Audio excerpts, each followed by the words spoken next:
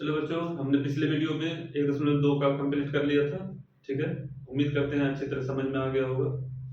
आइए आज हम देखते हैं एक अध्याय 1.3 का क्वेश्चन नंबर 1। इस एक क्वेश्चन की वजह से हम कई क्वेश्चन अच्छे से समझ सकते हैं, बना सकते हैं, और ये एग्जाम के एंगल से भी बहुत इंपॉर्टेंट है, इसीलिए अच्छे से समझने का कोशिश करेंगे। ठीक है, आइए चलते हैं। क्वेश्चन 1 नंबर क्या कह रहा है कि सिद्ध कीजिए कि √5 एक अपरिमेय संख्या है। ठीक है, ध्यान से समझना। सिद्ध कीजिए कि √5 एक अपरिमेय संख्या है। अब अपरिमेय संख्या क्या हुआ?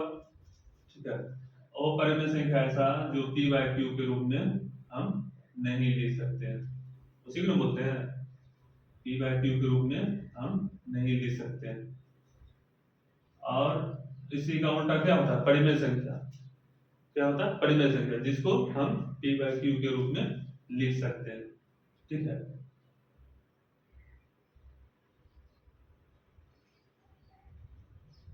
अगर परिमेय को हमको दिखाना होगा, ठीक है,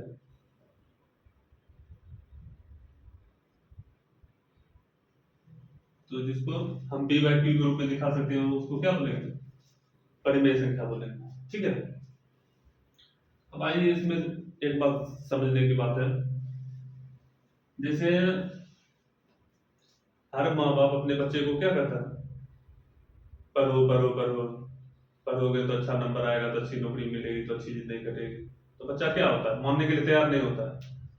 बच्चा कभी मानने के लिए तैयार नहीं होता है कि माँ बाप या टीचर कहता है पढ़ने के लिए, तो बच्चा कहता है नहीं, हम नहीं पढ़ेंगे। वो ठीक उल्टा उसका मान लेता है कि टीचर कहेगा पढ़ने के लिए, तो बोलेगा नहीं पढ़ेंगे। अब क्या है, बच्चा वो जिद पकड़ के बैठा रहता है कि हम नहीं पढ़ेंगे तो नहीं पढ़ेंगे। ठीक है, ठीक उसी तरह यहाँ पर देखिए कि बच्चा कह रहा है, सॉरी माँ बाप कह रहा है कि पढ़ने के लिए, मतलब मान लो कि ये बात सही है। ठीक है, इससे तुम्हारा भविष्य बेहतर बनेगा। लेकिन बच्चा कह रहा है नहीं, हम नहीं मानेंगे। तो बच्चा क्या कर रहा है? माना कि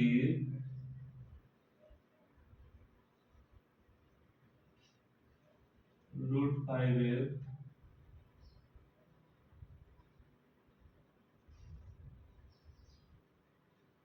परिमेय संख्या है। ठीक है,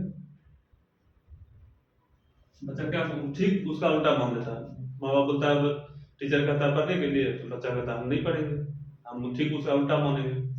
अब उसके पीछे नहीं पढ़ने के पीछे भी लॉजिक दिया जाता है कि हम क्यों नहीं पढ़ते हैं। ठीक है, तो नहीं पढ़ने के पीछे एक लॉजिक उसका होता है।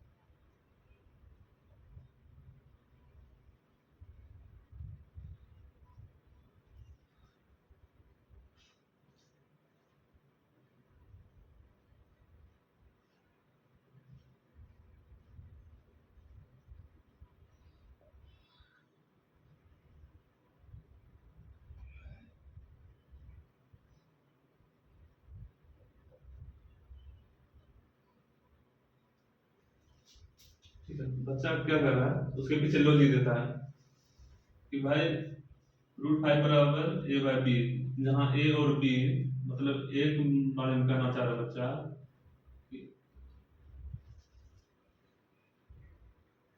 बच्चा एक बारे में कहता है कि पढ़ाई में मन नहीं लगता है।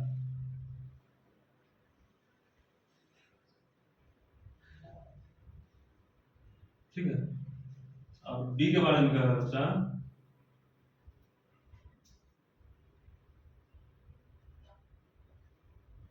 पढ़ाई भारी लगता है, समझ लो। तो नहीं पढ़ने के पीछे भी रीजन होता है। तो उसका रीजन क्या दे रहा है बच्चा, जहाँ ए और बी पूर्णांक है जिसका अवयनिष्ठ गुणनखंड एक है, मतलब दोनों में कॉमन क्या है, एक है। तब यहाँ पर बच्चा जो कह रहा है दोनों का अवयनिष्ठ गुणनखंड, इसमें क्या कह रहा है, पढ़ाई में मन नहीं लगना और पढ़ाई भारी लगना, उसके पीछे लॉजिक क्या होता है, बच्चा लॉजिक दे रहा है कि दोनों में लॉजिक मेरा क्या है, लॉजिक इसलिए है कि पढ़ाई जो है क्या लगता है,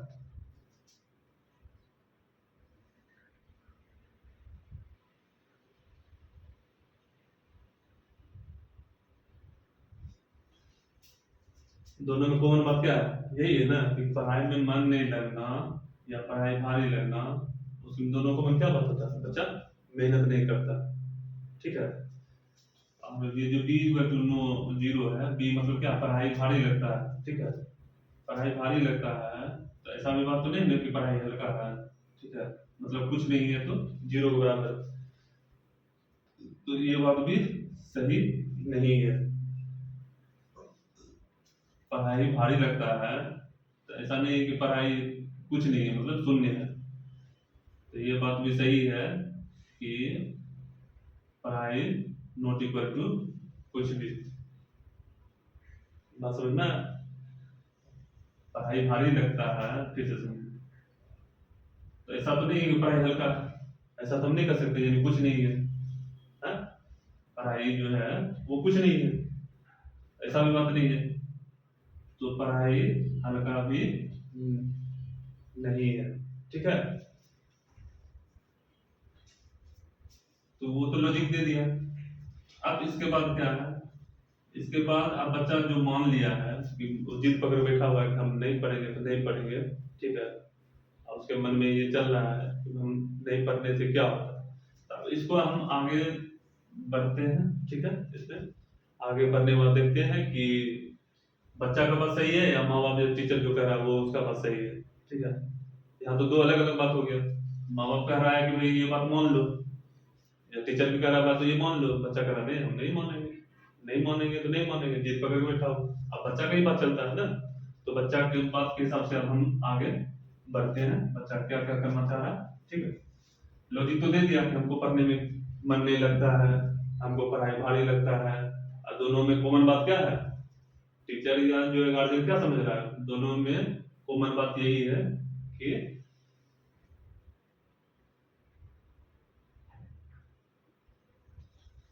ठीक है, दोनों में कॉमन बात क्या है कि वो जो है बच्चा मेहनत नहीं करता।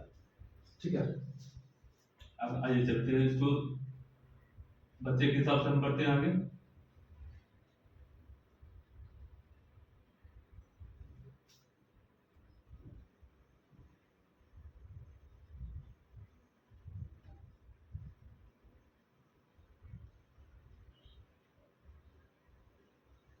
बच्चा जो है दोनों तरफ अपने मन से वर्क कर दिया। ठीक है,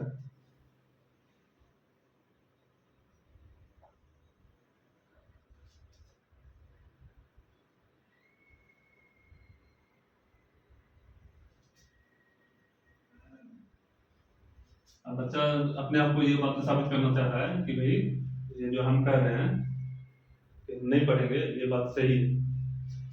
ठीक है, अब देखते हैं किसका बात सही होता है।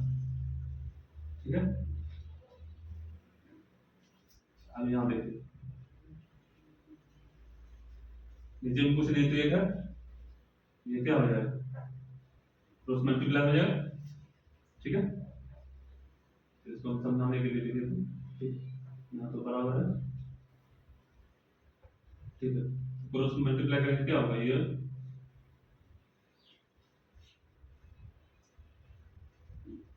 लिख देते हैं यहाँ पर बी 5 स्क्वायर होगा, ये ए स्क्वायर होगा। ठीक है, अब इसको हम लिख सकते हैं बी स्क्वायर बराबर ए स्क्वायर बटे 5।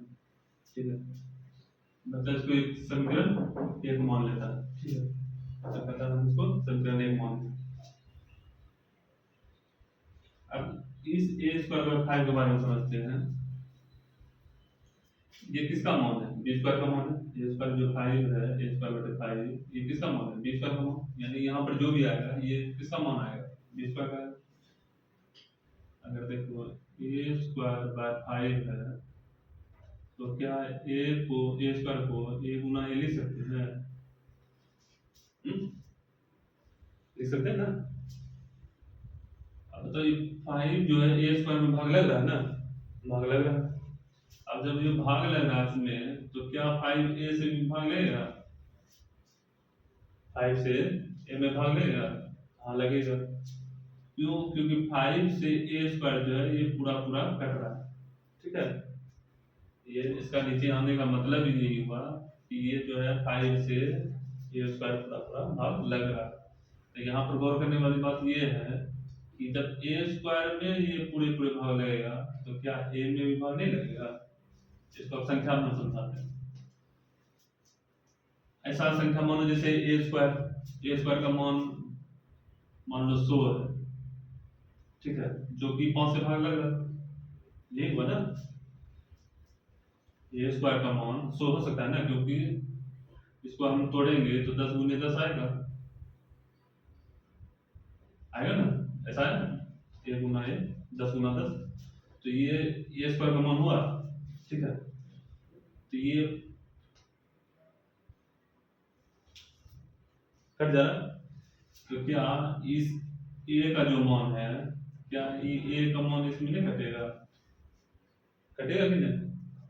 तो इस 5 से ए भी कटेगा, इस 5 से ए स्क्वायर का भी मान कटेगा, ठीक है। यानी अगर ए स्क्वायर में 5 से भाग लग रहा है तो इसका मतलब क्या हुआ कि 5 से ए में भी पूरा पूरा भाग लग जाएगा, ठीक है, मतलब लगेगा ही लगेगा। इस बात को अच्छे से समझ लेना है, ठीक है, क्योंकि इसी से और आगे इसमें कैलकुलेटर निकाला जाएगा किसका बात सही है, ठीक है, समझ में। अब आगे बढ़ते हैं। इसी को हम जो है भाषा में यहाँ पर लिखेंगे। भाषा में लिखेंगे यहाँ ए स्क्वायर किससे 5 से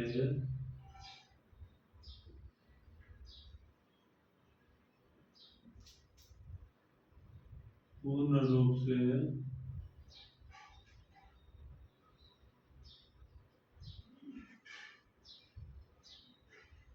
विभाजित है, ठीक है। तो ये भी 5 से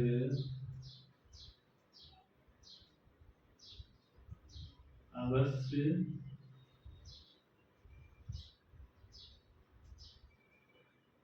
विभाजित होगा। यही बात हम लिख दी। अगर मान लो 5 से ए स्क्वायर में पूरा पूरा भाग लग जा रहा है, इसका मतलब हुआ कि 5 से ए में भी भाग लगेगा, ठीक है। ये भाषा में लिखे। अब अगर मान लो इस ए का मान क्या है 10 है, तो 10 बटे अगर 5 से हम भाग रहे, जैसे 5 से ए स्क्वायर में भाग रहा है तो कितना है 20 है। तो क्या 5 से हम ए में भाग रहे हैं तो उसका मान 20 आएगा? नहीं आएगा ना, कभी भी उसका मान चेंज हो जाएगा। यानी 5 दूनी 10 हुआ कि नहीं। यानी यहाँ पर हम 5 से ए में भाग रहे हैं तो 2 है, यहाँ से 5 में ए स्क्वायर में मान रहा है, ए स्क्वायर मतलब क्या 100 है, ए स्क्वायर मतलब तो यहाँ क्या है 2 है। तो ये मान किसका है? ये 20 अगर आया मान तो ये किसका है? 20 का है, ठीक है। लेकिन अगर हम 5 से ए में भाग रहा है तो ये मान तो 2 आया, तो ये तो मान तो अलग है। तो ये मान जो आया तो ये इसको हम कुछ और मान लेंगे, ठीक है, सी मान लेंगे, के मान लेंगे, डी जेड एक्स वाई कुछ ऐसा मान लेंगे, ठीक है। अब ऐसा नहीं मालूम है ना हमको कि 2 ही आएगा, हो सकता है यहाँ पर 100 की जगह क्या हो जो 5 से भाग लग रहा है, 100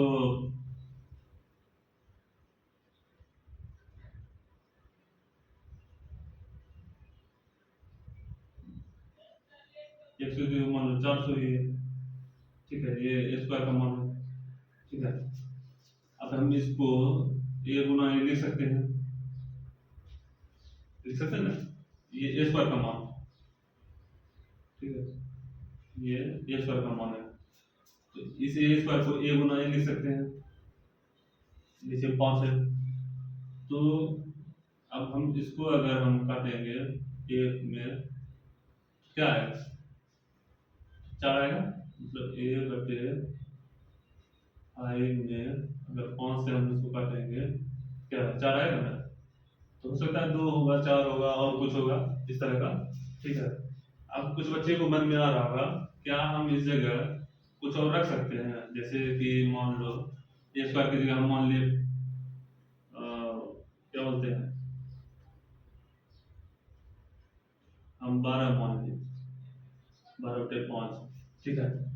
अब तो ऐसा संख्या ले रहे हैं जिससे कट जाए, तो ऐसा हम क्यों नहीं ले सकते, नहीं ले सकते, क्यों, क्योंकि ये कह रहा है जो यहाँ पर जो भी मान आएगा, ठीक है, यहाँ पर जो भी मान आएगा वो इससे पूरा पूरा भाग लग जाता है, ठीक है। ये डॉट क्लियर होना चाहिए कि हम जो है उस संख्या को लेंगे, मतलब उस संख्या को मानेंगे जो संख्या 5 से पूरा पूरा भाग लग जाए, मतलब 5 से ए स्क्वायर में भाग लग जाए, ठीक है।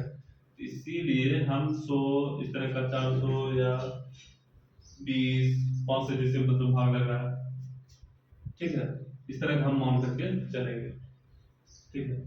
हम इसके अलावा ऐसा नहीं है कि 8 10 12 कुछ ऐसा, मतलब सॉरी 12 15 कुछ ऐसा, सॉरी इसके लिए कि जो है 5 से ना कटे, ये इसका मतलब ही यही हुआ कि ए स्क्वायर का मान वही होगा जो 5 से पूरा पूरा भाग लग जाए, ठीक है।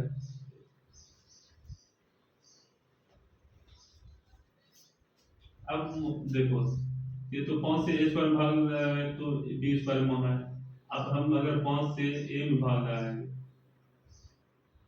5 से हम ए में भाग लगाएंगे क्या है, बी स्क्वायर का मान तो आएगा नहीं, उसके बराबर तो आएगा नहीं, कुछ और आएगा, कुछ और आएगा, जैसे मान लो 2 है 4 है ऐसा कुछ अलग है, तो इसी को हम मान लेते हैं सी, ठीक है। कुछ और जो आएगा उसी को क्या मान लें सी। अब सी अगर मान लिए तो ये क्या हो जाएगा, ठीक है, क्रॉस हो जाएगा, ये हो जाएगा आईबीसी।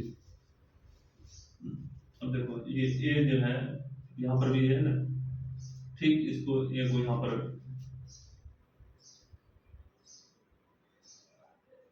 लिखेंगे, समीकरण 1 में ए का मान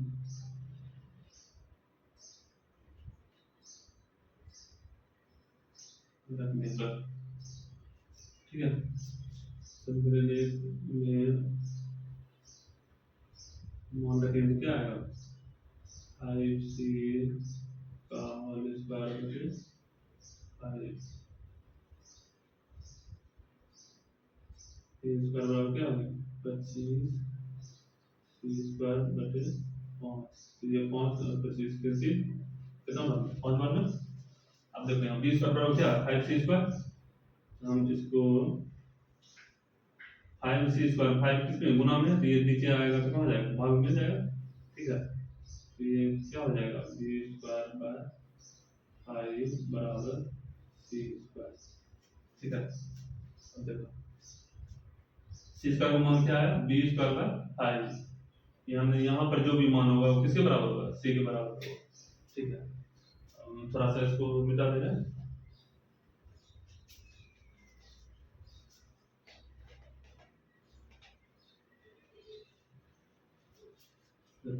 यहाँ भी क्या आ गया, यहाँ भी जो है डी स्क्वायर का मान ऐसा होगा कुछ ऐसा भी जो 5 से ही भाग लेगा, ठीक है, पूरा पूरा। तो हम इसी को जैसे हम यहाँ पर भाषा लिखे थे वैसे ही इसको लिखेंगे,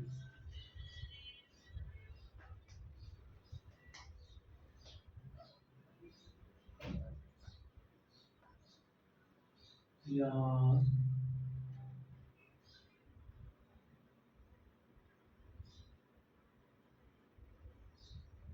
बी स्क्वायर 5 से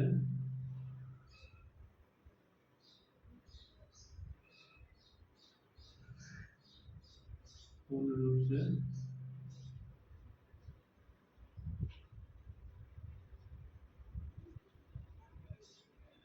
विभाजित है, तो डी भी 5 से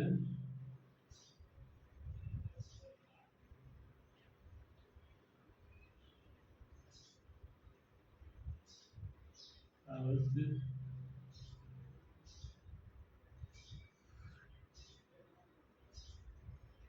विभाजित होगा। ठीक है, जैसे यहाँ भाषा लिखे थे, इसका मतलब क्या निकला, 5 से जब 20 पर में भाग लगेगा तो निश्चित रूप से 5 से बी में भी भाग लगेगा। अब इसमें देखो कॉमन बात क्या है, इसमें भी ए में भी 5 से भाग लग रहा है, बी में भी 5 से भाग लग रहा है। हम इसी को लिखेंगे, हम देखते हैं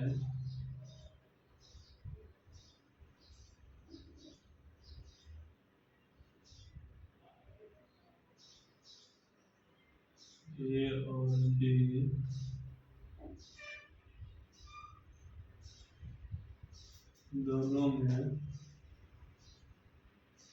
दोनों 5 से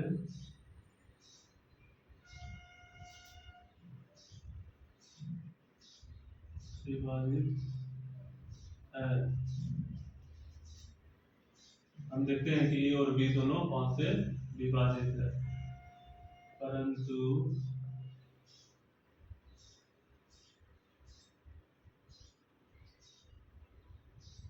ए और बी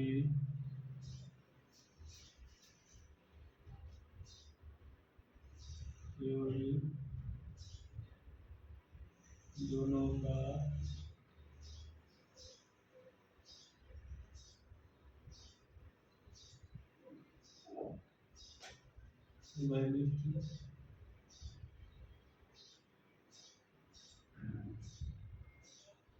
गुणनखंड क्या है, एक है। जब भाग लगने का मतलब क्या समझे, कोई संख्या जैसे 10 है, 2 गुने 5, मान लो 4 है, 2 गुने 2। ठीक है, हम उभयनिष्ठ गुणनखंड क्या बोलते हैं, इसका गुणनखंड क्या है, 2 और 2 दोनों है।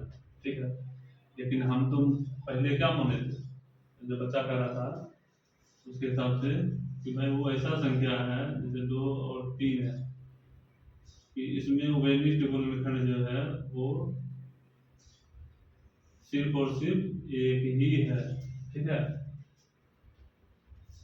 ये बच्चे के हिसाब से कि भाई इसका गुणनखंड जो है दोनों का एक ही है, लेकिन यहाँ पर जो है हमको ऐसा मिला है जिसमें एक के अलावा भी क्या है, 5 है, मान लो ऐसा है, इसको 20 मान लेते हैं। ठीक है, 2 गुने 4 गुने 5। ठीक है, तो इसमें जो है एक के अलावा भी 5 उभयनिष्ठ गुणनखंड है, जबकि ये सही नहीं है। अब बच्चा खुद मान रहा है कि हम मान के चले थे कि दोनों में उभयनिष्ठ गुणनखंड क्या है, एक है, लेकिन यहाँ पर हम जब आगे बढ़े तो हमको क्या पता चला कि एक के अलावा भी दूसरा संख्या यानी 5 जो है उसका उभयनिष्ठ गुणनखंड है। ठीक है, तो इसी बात को आप बच्चा मान लिया। अब क्यों बच्चा माना, बच्चा को ये समझ में आ गया कि हम जो है जो मान के चले थे कि पढ़ने से नौकरी नहीं मिलता है। ठीक है, तो वो बच्चा खुद मानने के लिए तैयार है। अभी गलती कहाँ से हुआ, उसके मानने से। ठीक है, बच्चा के मानने से उसको गलती महसूस हुआ, तब उसी बात को बच्चा लिख के कह रहा है कि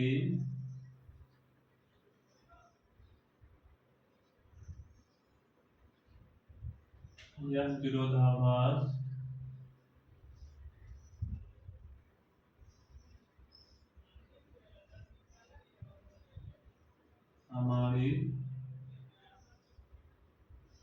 गलत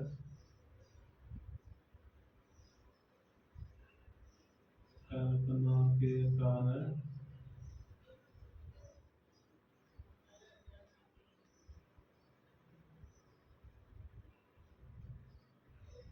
उत्पन्न नहीं है। ठीक है, बच्चा मान लीजिए अब वो कह रहा है अगर √5 के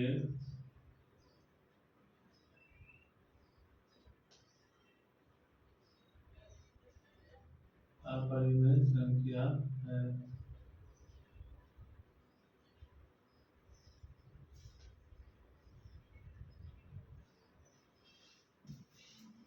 समझना? अब थोड़ा सा फिर से समझ लेते हैं इसको।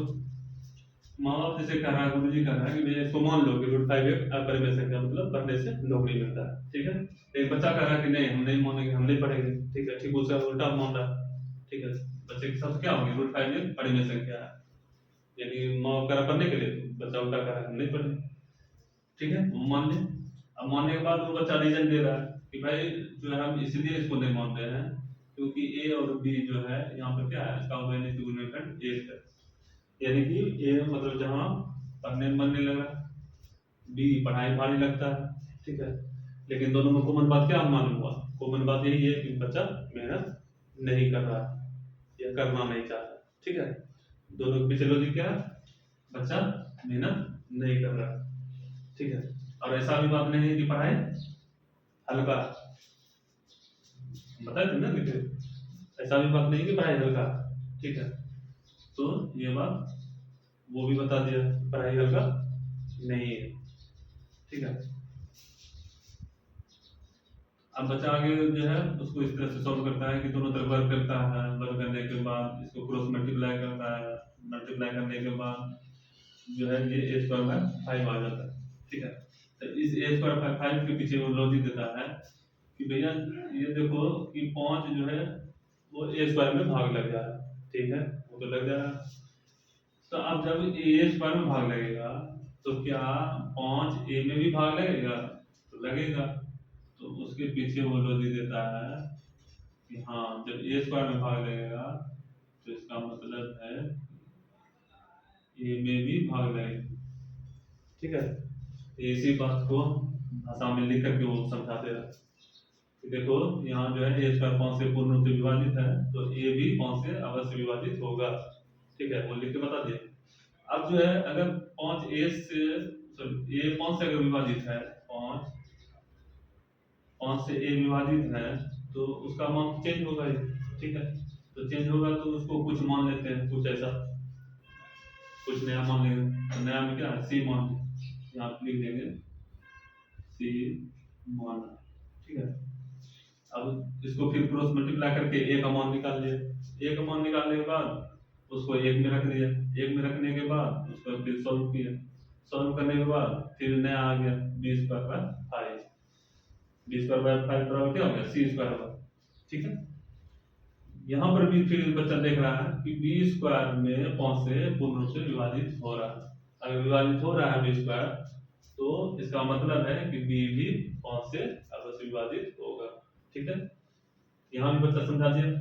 अब लेकिन यहाँ पर बच्चा जो पहले मान के चल रहा था कि a और b दोनों 5 से विभाजित, a और b दोनों का वैल्यू गुणनखंड 1 है, यानी 1 से ही दोनों संख्या कट रहा, यही हुआ ना। 2 का पकड़ो, 2 गुना 1, 5 का पकड़ो। ठीक है, 5 गुना 1, तो पहले बच्चा ऐसा मान के चल रहा था कि ये जो a और b का मान है उसका उभयनिष्ठ गुणनखंड या